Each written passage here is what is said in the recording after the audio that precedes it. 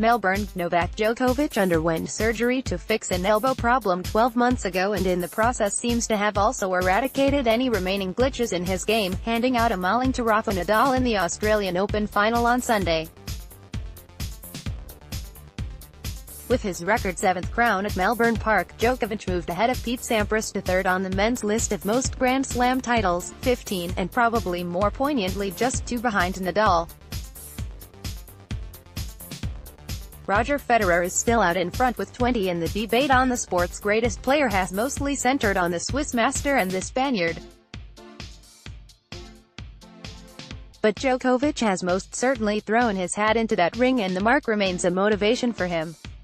"Of course, it motivates me," said Djokovic, who earlier posed with his trophy for the most beautiful and the most expensive photograph of the night with 4 Australian tennis greats including Rod Laver and Roy Emerson.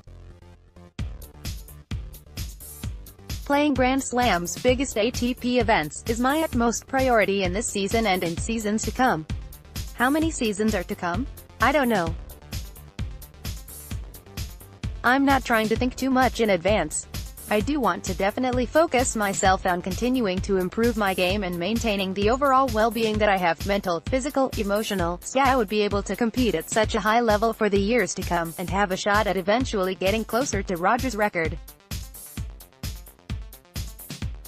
It's still far." In their last meeting at Melbourne Park 7 years ago, the Serb needed a record 5 hours and 53 minutes to beat Nadal in the title clash in a match regarded as a classic.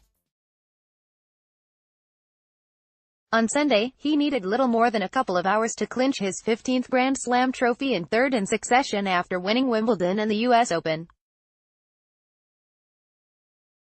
The victory also tied his career Grand Slam final meetings against Nadal at 4-4.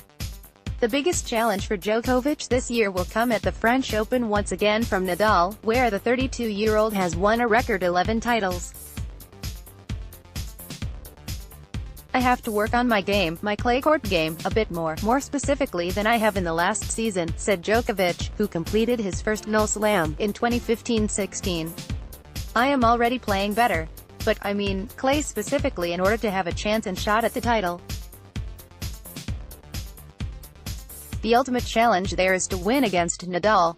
The 31-year-old played like a man possessed as those at the packed Rod Laver Arena, which showed strong support for Nadal, were left shaking their heads in disbelief at his utter dominance.